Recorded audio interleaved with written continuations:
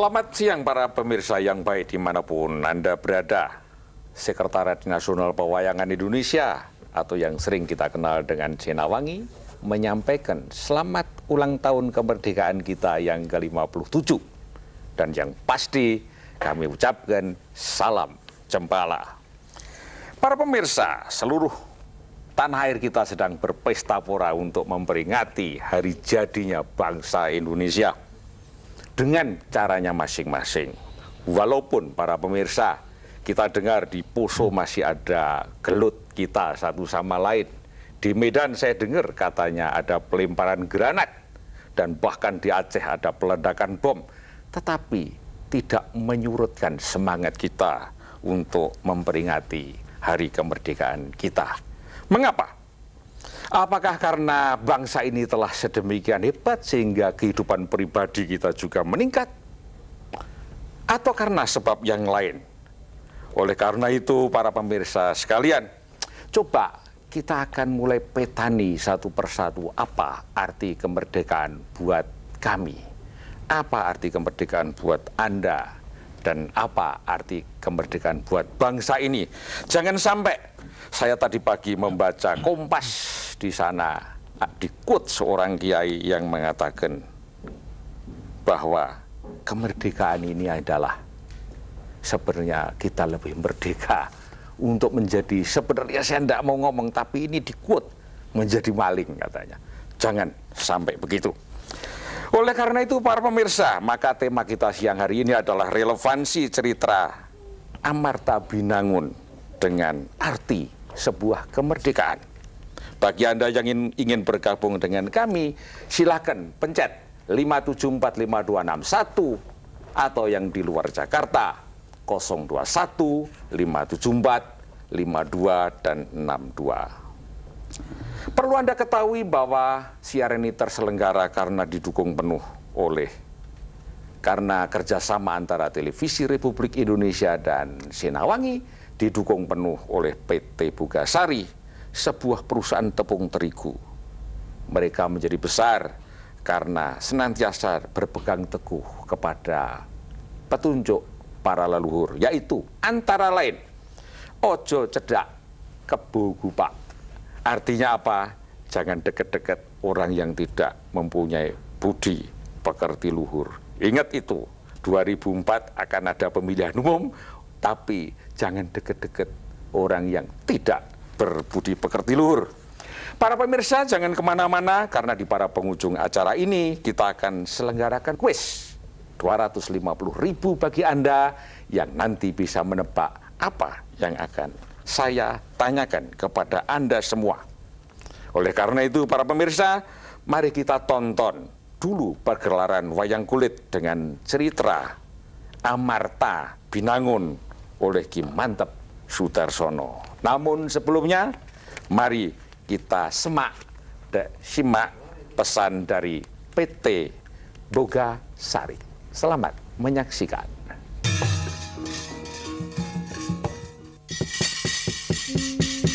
Narpati Dharma Putra nyangkanan Jaya Maturing Raka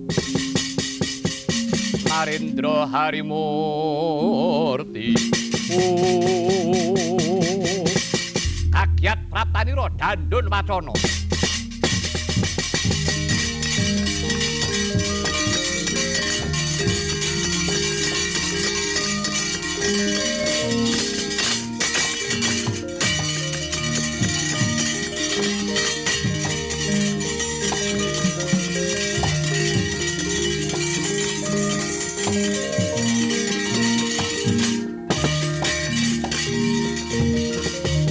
Kanjeng langit kelap-kelap katon mereka kincang ing alis risang mawe gandrung sarang kadulu Latyan Kakang Yudhistira kuwi ngulungake bumi Indra Prasta nanging Dandun Wacana tangeh yen aku ngulungake bumi Jodipati.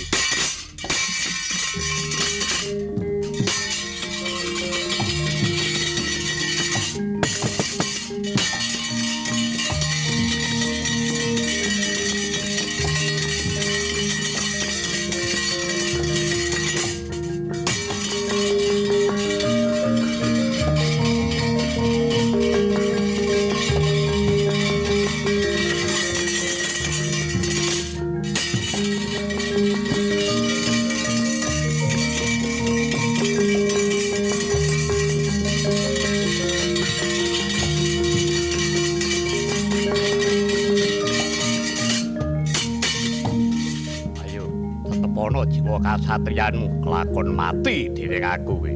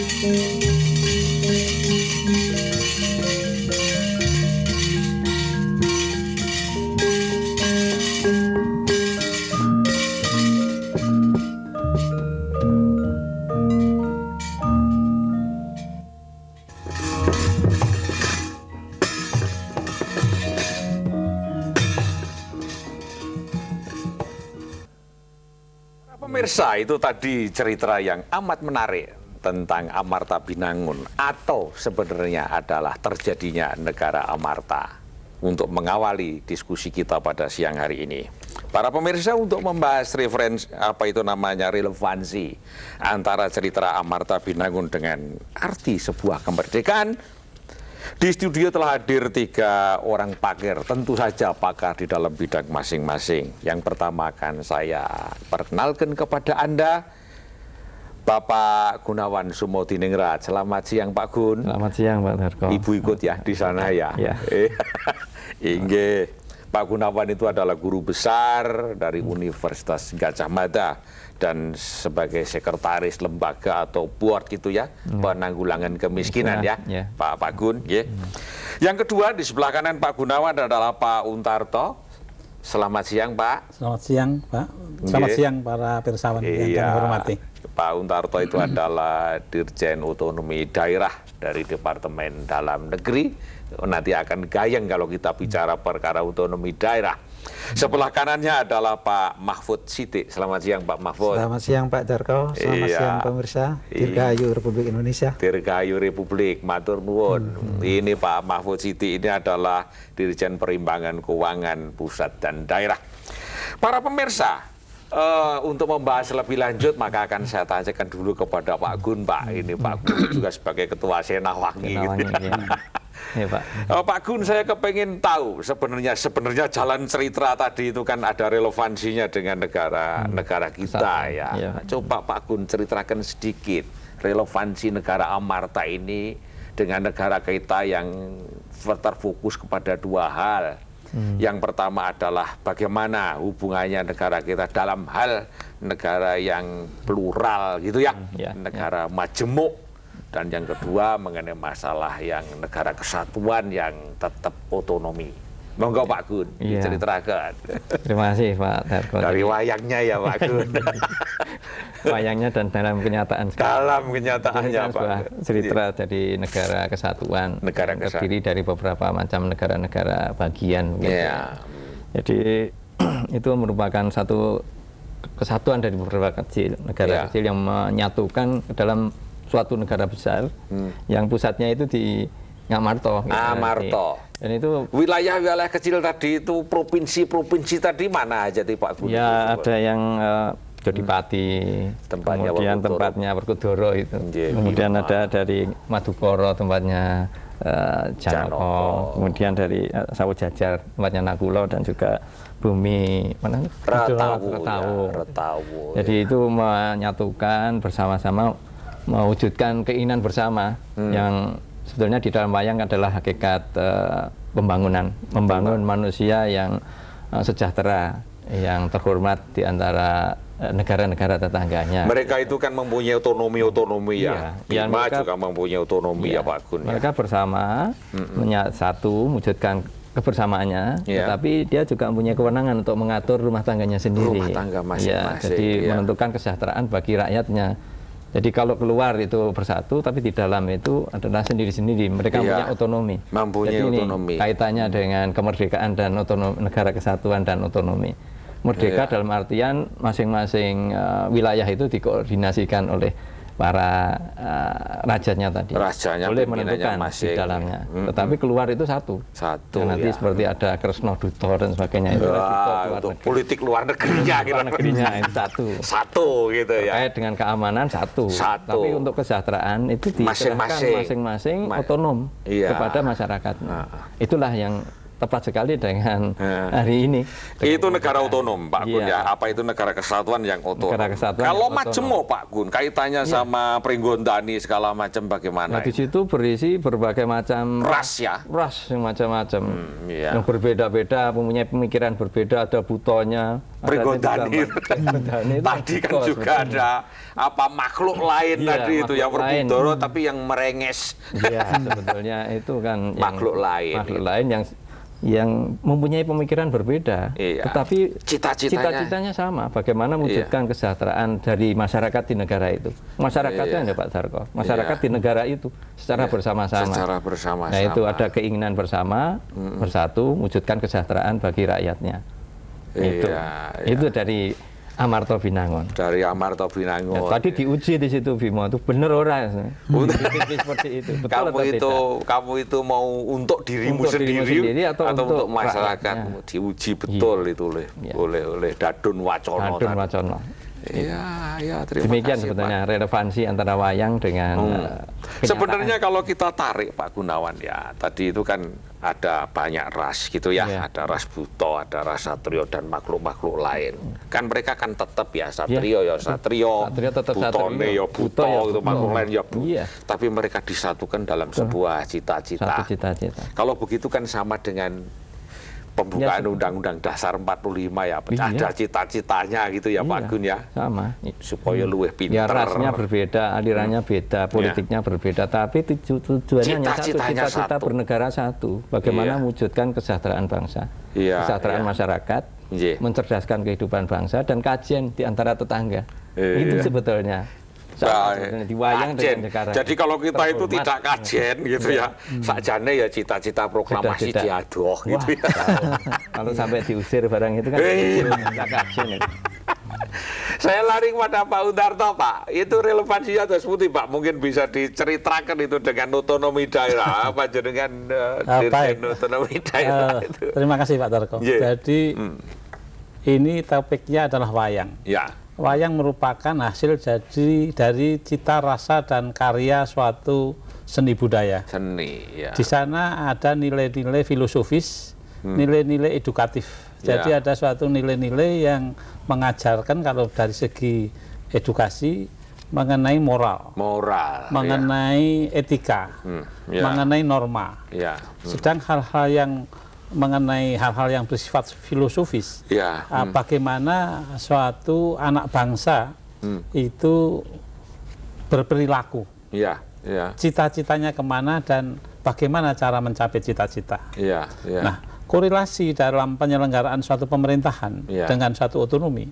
Otonomi pun suatu realita. Hasil cipta, rasa, dan karya serta karsa yang bernuansa filosofis, dalam hal ini filosofis pemerintahan, filosofis manajerial, dan juga mengandung suatu hal-hal yang bersifat edukatif politis.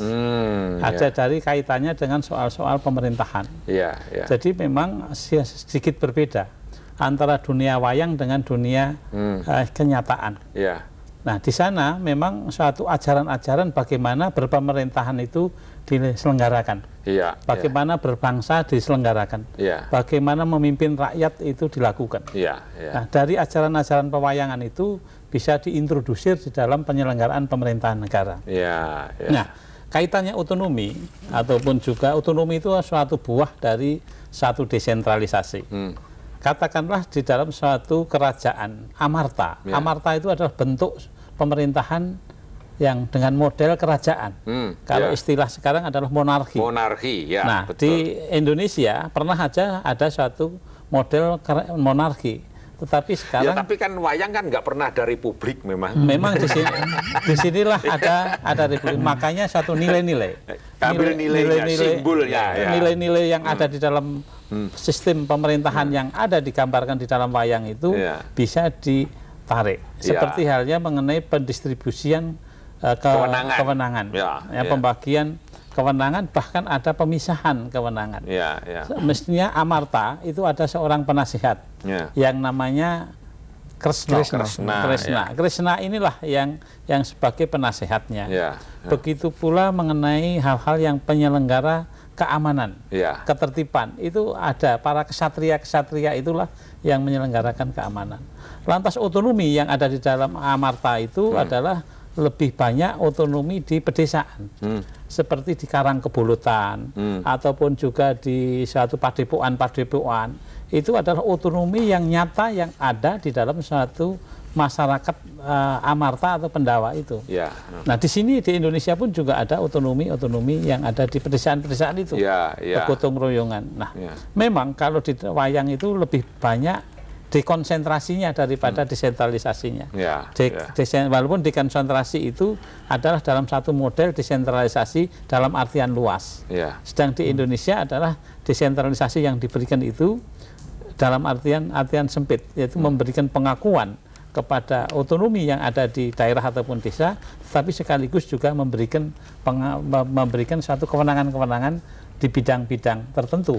Nah, gini Pak, saya akan potong sedikit ini. Kemarin Ibu Mega sebagai presiden pernah ngomong di depan DPR itu khusus mengenai otonomi. Dia antara mengatakan bahwa kira-kira aja umpamanya diterjemahkan secara bebas itu, kira-kira ukuran untuk keberhasilan otonomi itu kalau kita bisa memberikan pelayanan dasar yang lebih baik, kita bisa memberikan ketertiban umum yang lebih baik, kita bisa memberikan ketentraman hidup yang lebih baik, itu baru ada gunanya yang namanya otonomi itu.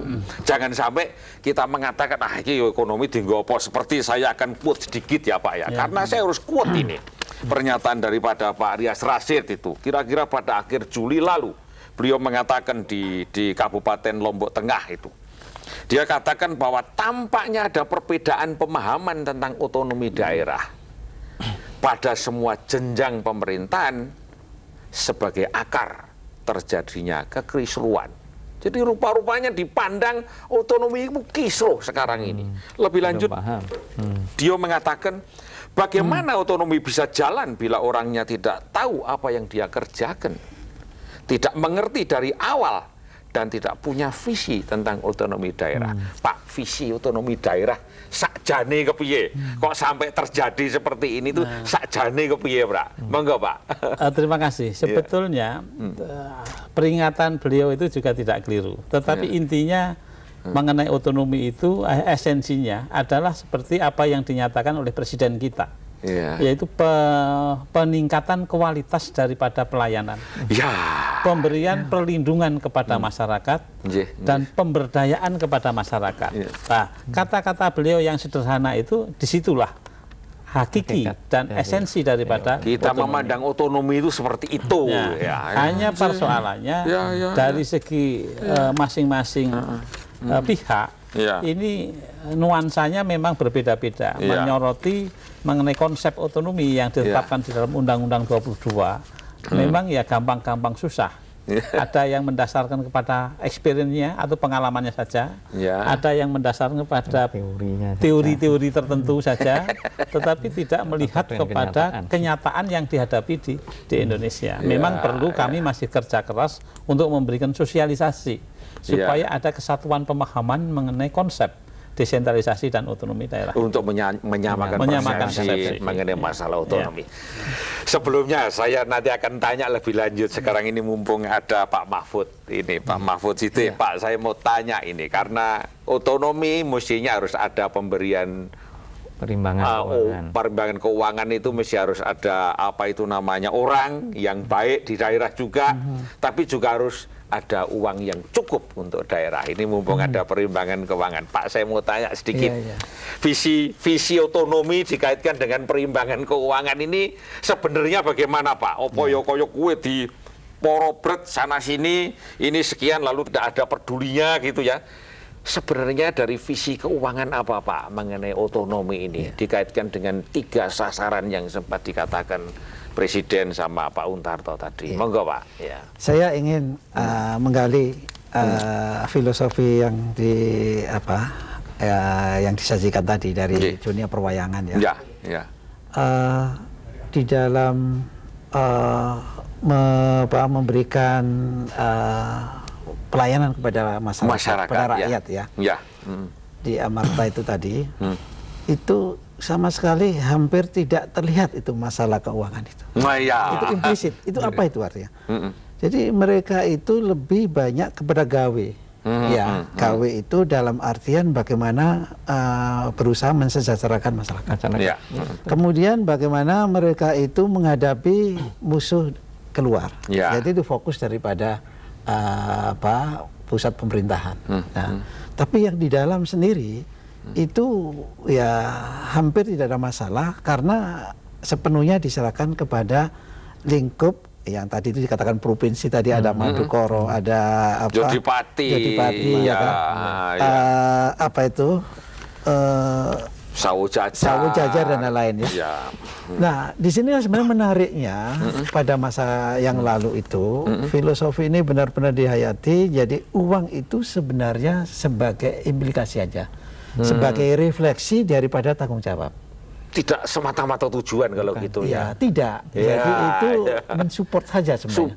Tapi pada dunia yang sedang berkembang yang begitu pesat, persaingannya begitu tajam, ini justru uang yang menjadi nomor 1. Ini kan. Ini yang perlu kita pahami bersama di situ. Sehingga di situ yang ditonjolkan itu adalah bagaimana membagi kue tetapi tidak bagaimana memberikan layanan, bagaimana mensejahterakan masyarakatnya. Tapi gini, Pak, saya mau pertajam. Memang tanpa uang kan tidak bisa apa-apa kan, Pak? Mesti harus ada uang toh.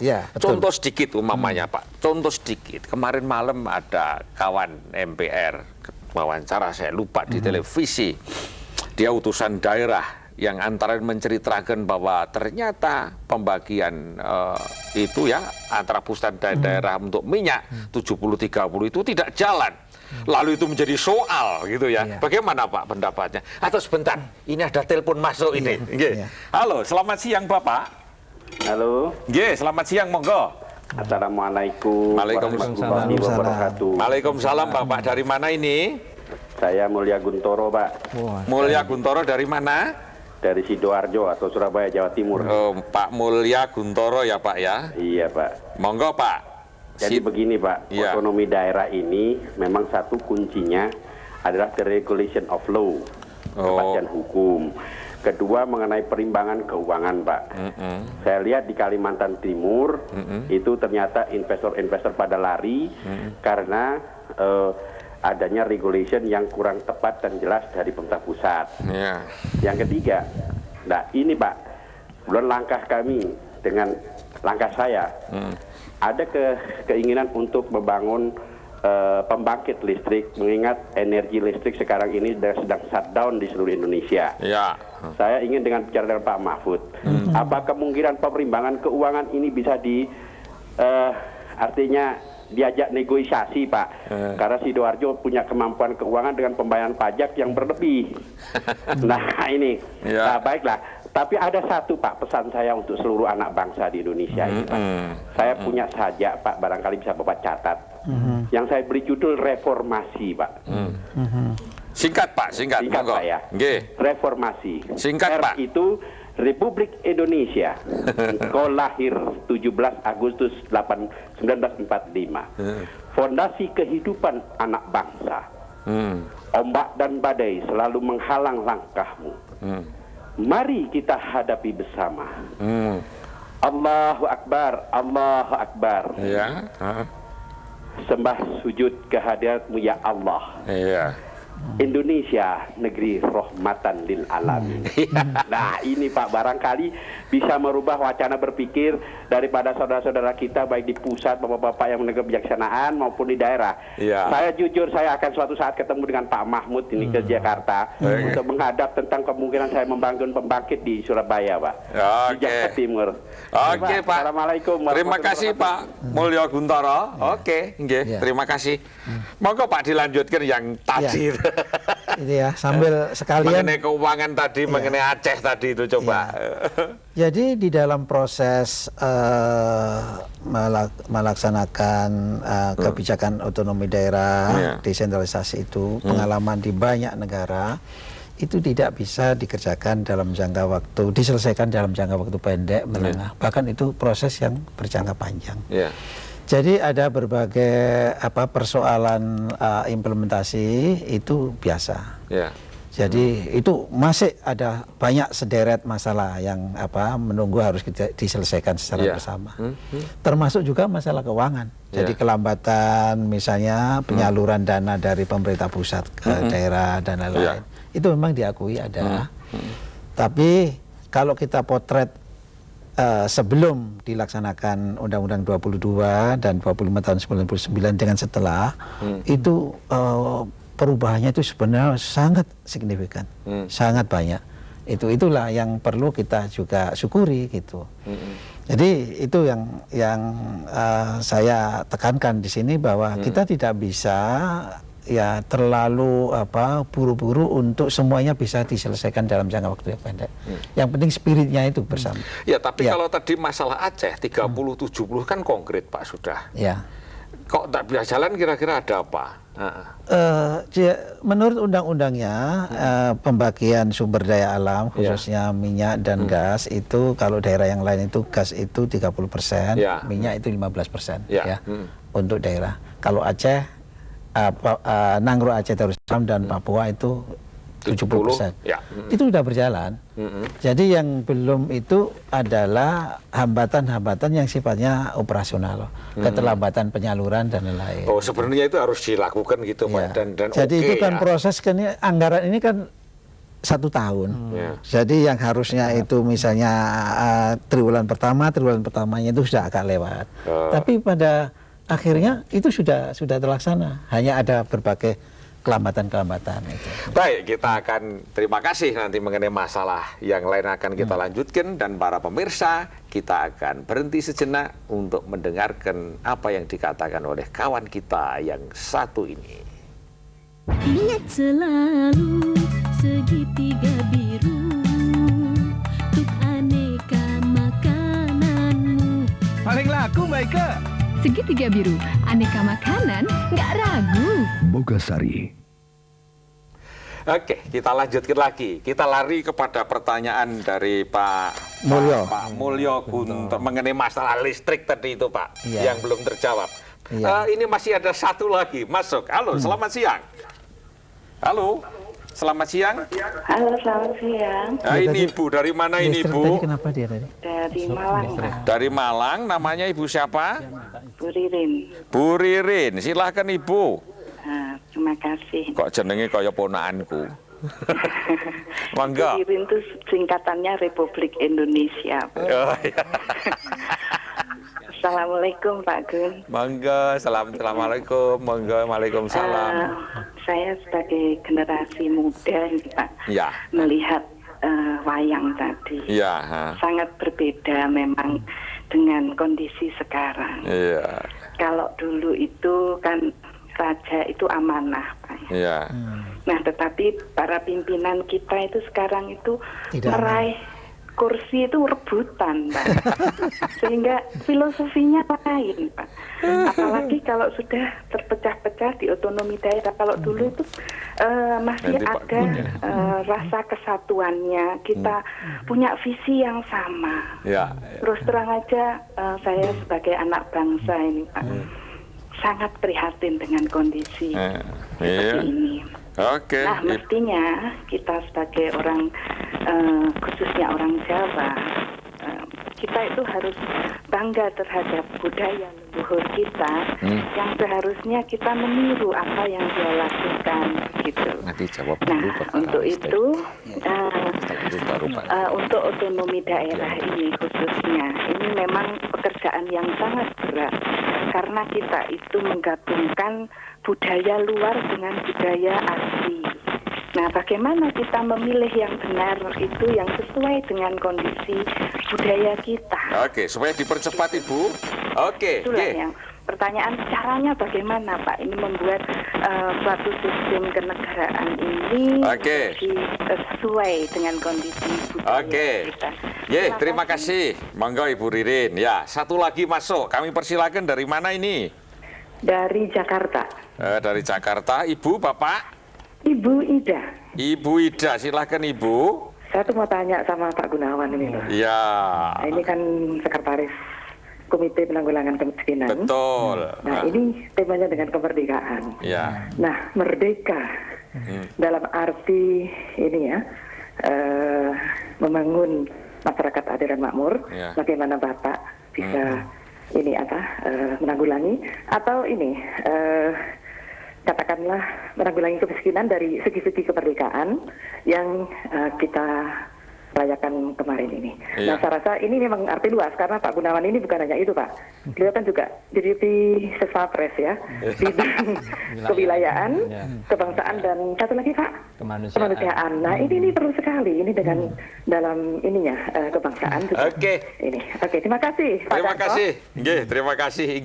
Sebelumnya Pak, mengenai listrik Jawa Timur, singkat Pak, nanti setelah itu lari kepada Pak Gunawan jawabannya. Singkatnya begini, pertanyaan Pak Mulyo tadi ya, bahwa dalam rangka desentralisasi itu apakah bisa masyarakat ya mengambil inisiatif untuk bisa kerjasama atau memberikan pelayanan kepada masyarakat itu tidak saja oleh pemerintah tetapi juga bisa oleh entitas yang lain swasta. Itu memang ke depan harus demikian, tetapi juga harus disikapi secara lebih jernih bahwa proses, katakan itu yang kita kenal dengan sekarang ini privatisasi, itu memerlukan juga pemikiran-pemikiran yang lebih komprehensif. Apakah itu berkaitan dengan kepentingan masyarakat secara umum? Biasanya kalau kepentingan masyarakat secara umum itu ya sesuai dengan negara kita, bahwa kebersamaan, pelayanan publik itu juga masih harus dilakukan oleh masyarakat supaya tidak terjadi distorsi, yaitu umumnya oleh pemerintah. Tapi di negara yang sudah pembagian kewenangan termasuk antar pemerintah, pusat, daerah, kemudian juga organisasi non pemerintah itu sudah begitu rapinya dan akuntabilitasnya sudah tinggi, itu bisa aja itu dilakukan kerjasama dengan pihak swasta. Jadi itu pemikiran ke depan memang apa yang harus begitu gitu ya. Apa yang diusulkan Pak Mulyo tadi masih bisa kita terima gitu. Prinsipnya itu bisa dilakukan dan fungsi pemerintah memberikan pelayanan sebaik-baiknya kalau ada memang bisa dilakukan seperti itu. Pak Gun, tadi ada pertanyaan mengenai wayang podo rebutan jabatan. Moga menceritakan Pak Agun. Itu dari Bu Ririn ya kira. Iya, dari Bu Ririn, Malang. Bu Ririn, selamat siang, Merdeka. Ini memang wayang itu kan gambaran kehidupan. Kehidupan itu sebenarnya sederhana sekali. Sopo sing nandur bakal ngunduh, sing ngunduh ya sing nandur. Itu kehidupan. Setiap orang yang akan sejahtera itu harus menghasilkan. Itu moral dari wayangnya di situ. Nah, permasalahannya adalah tidak semua orang bisa menghasilkan sehingga tidak bisa menikmati. Yang menikmati tidak bisa menghasilkan. Itu perlu kepemimpinan. Pemimpin siapa? Pemimpin dirinya sendiri dan akhirnya berkembang menjadi pemimpin kelompok. Akhirnya yang menghasilkan itu terkelompok menjadi produsen, yang menikmati adalah konsumen. Ini antara produsen dan konsumen menjadi tidak satu. Perlu kepemimpinan. Itu menjadi pemimpin yang bisa menyatukan kelompok masyarakat yang menghasilkan dan kelompok masyarakat yang menikmati. Satu. Yang kedua itu hakikat dari terkait dengan itu adalah otonomi. Yang namanya otonomi apa? Tadi yang disampaikan oleh Pak Untarto juga. Hakikat otonomi adalah otonomi pada manusianya itu yang digambarkan di dalam pewayangan itu. Karena wayang itu adalah moral dari pribadinya sebagai pemimpin. Pemimpin pribadi, pemimpin kelompok, akhirnya menjadi pemimpin nasional di situ.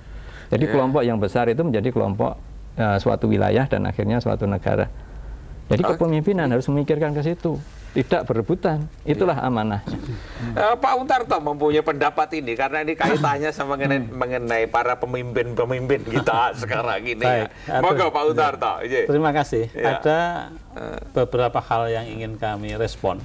Pertama dari yang kami hormati Bapak Mulyono Guntoro.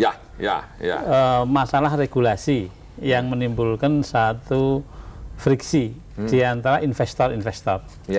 Jadi sebetulnya regulasi itu adalah tugas-tugas pemerintahan. Hanya persoalannya kami tidak, sebetulnya ada suatu kriteria atau tolok ukur untuk mengevaluasi suatu produk hukum itu baik atau tidak. Tapi dalam kesempatan ini kami tidak berpretensi untuk memberikan satu penerangan mengenai apa yang kriteria itu. Tapi yang jelas, yang permasalahan yang kita hadapi, kebanyakan produk hukum yang kita warisi selama ini memang mengaku bagi suatu negara demokrasi, tetapi prosesnya itu tidak banyak yang tidak demokratis. Contohnya Pak? Ya seperti halnya mengenai keputusan-keputusan presiden tempo hari, tetapi kita tidak akan mencari salah siapa ataupun kekeliruannya siapa, tetapi itulah satu fakta. Kenyataan yang harus kita perbaiki untuk di masa-masa yang akan datang. Sehingga mekanisme pembuatan suatu produk hukum yang itu merupakan esensinya pemerintah juga harus diproses secara demokratis sehingga orang yang terkena kebijakan atau produk hukum itu merasa juga ada rasa keadilan. Satu. Yang kedua, yang menyangkut mengenai otonomi yang Ibu Ririn yang kami hormati, beliau juga mengatakan mengenai rebutan ataupun otonomi itu terpecah belah. Mengakibatkan sebetulnya otonomi itu di sisi lain adalah memberikan kepercayaan kepada masyarakat. Justru dengan otonomi itu masyarakat diberikan kepercayaan, daerah diberikan kepercayaan untuk menjaga republik ini menyatu, menjadi utuh dan satu.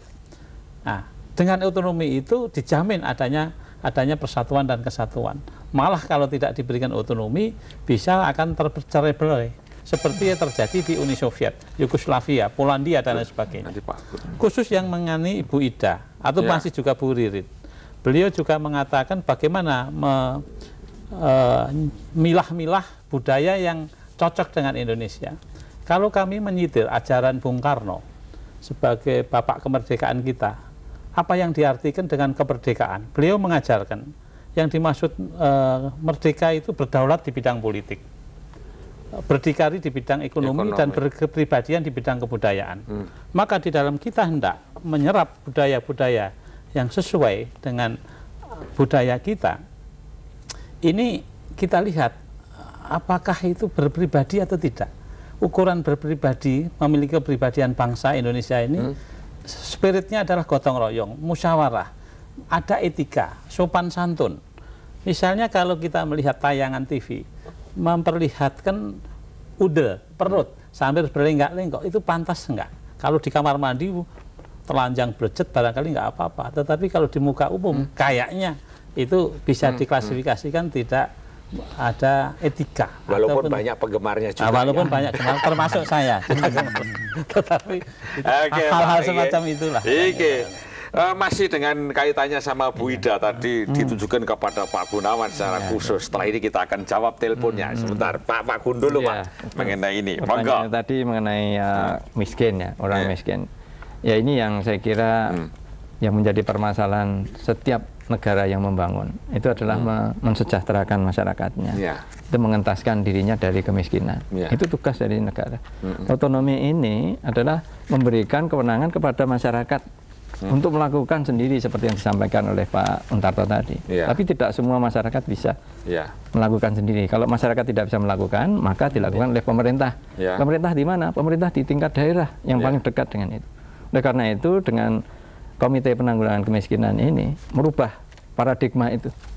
Paradigmanya adalah satu, bahwa otonomi adalah pada manusianya, pada masyarakat itu sebagai pelaku pembangunannya.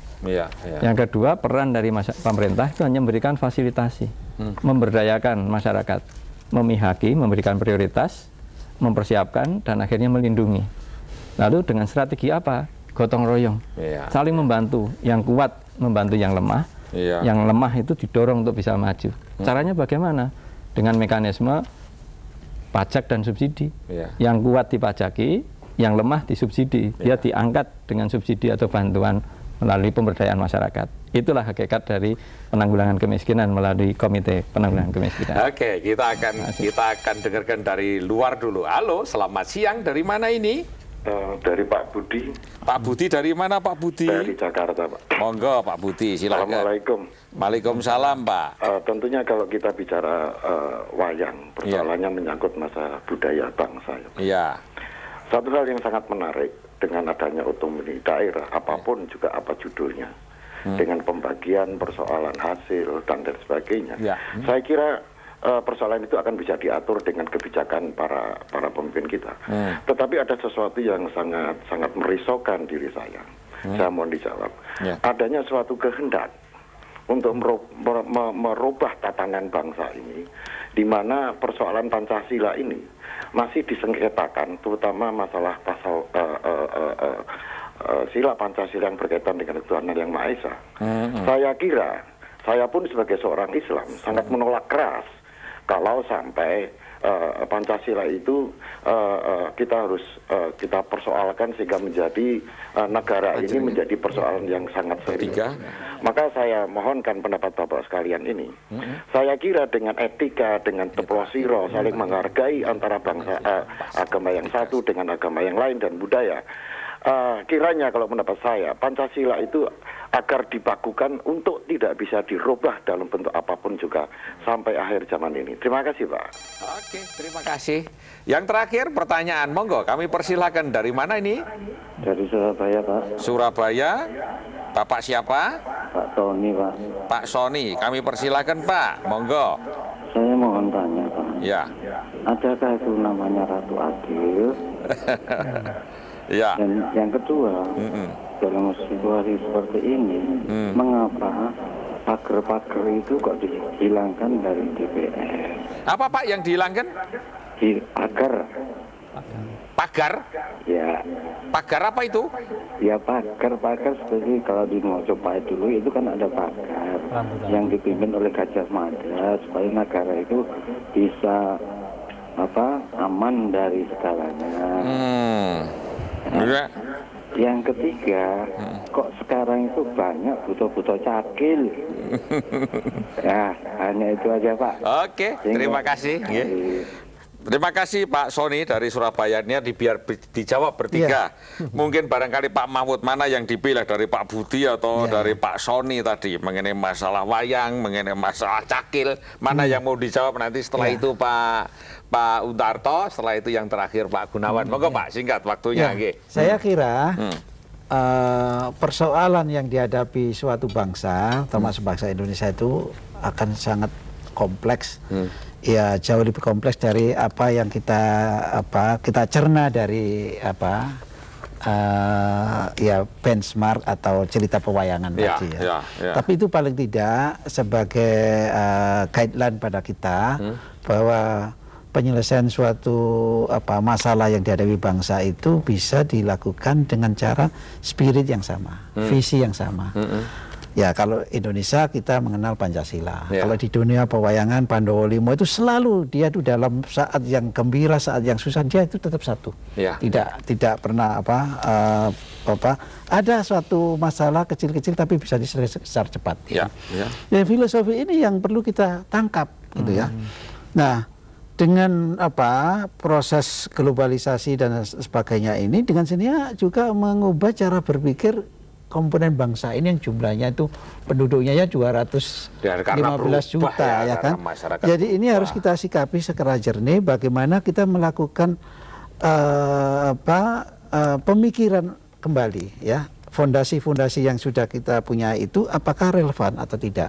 Ternyata itu tetap relevan kan gitu. Nah, buktinya di dalam amendmen Undang-Undang Dasar 45 itu Pancasila tetap menjadi satu ideologi bangsa ya. Matur nuwun. Pak Untarto mungkin ada komen mengenai itu. Monggo. Pancasila dengan pewayangan sebetulnya di dalam dunia pewayangan tadi ada dinamakan Amarta yang intinya adalah Pendawa Lima. Jadi kalau Pendawa Lima yaitu terdiri dari Puntadewa, kemudian Arjuna, Nakulasa Dewa, ini nanti termasuk juga Bratasena. Kalau itu satu di antaranya itu hilang atau murco atau pergi, Amarta itu runtuh. Begitu pula Pancasila. Pancasila itu kalau satu di antara silanya itu diutek-utek, ini juga akan memiliki ekses yang tidak baik. Jadi kelima-limanya itu harus dilaksanakan dan itu merupakan satu komitmen politik, komitmen nasional yang sudah eksis, yang tidak bisa itu harus dilestarikan dan diamalkan. Itu yang pertama. Yang kedua yang menyangkut beliau ini Pak Tommy, memang apakah ada ratu adil atau apakah memang DPR itu melakukan sudah tidak ada pagar dan ini memang ada buto cakil ya, saya sependapat dengan itu. Artinya apa? Artinya ratu adil itu di sini itu suatu ajaran yang memiliki keadilan yang benar-benar adil hanyalah Allah sendiri, Tuhan Allah yang maha adil.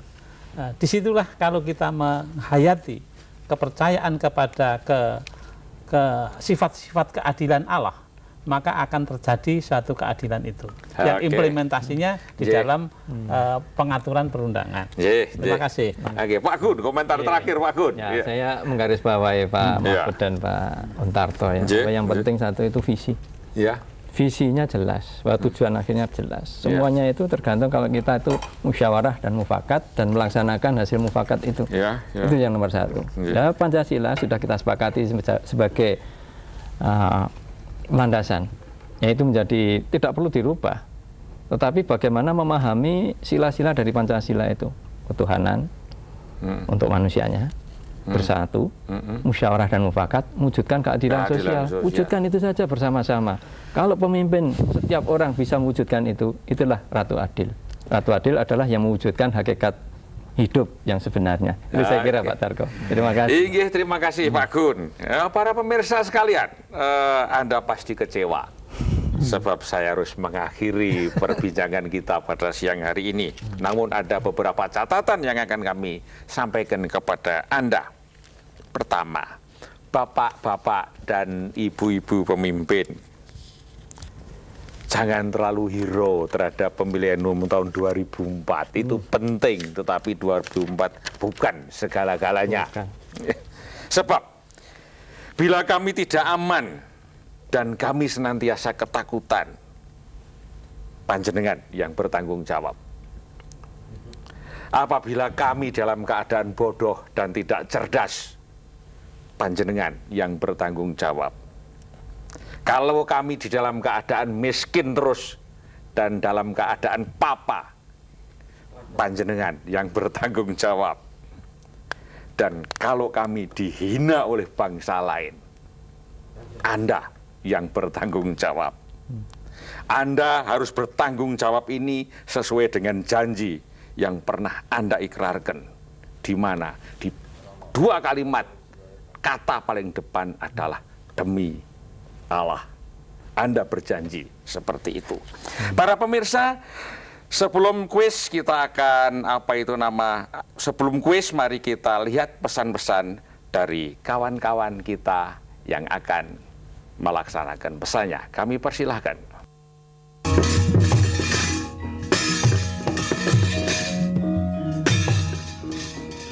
Para pemirsa, kuis yang pertama, 1-2 hari ini atau beberapa hari ini bermunculan para penyanyi-penyanyi baru. Bu Mega juga menjadi penyanyi, Pak Wakil Presiden juga menjadi penyanyi semuanya.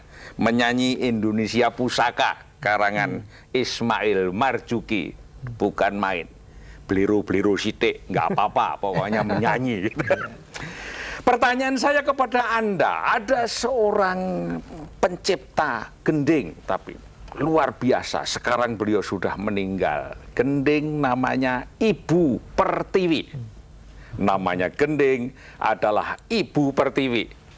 Gending dalam bahasa Jawa, Ibu Pertiwi. Oh, istimewa sekali.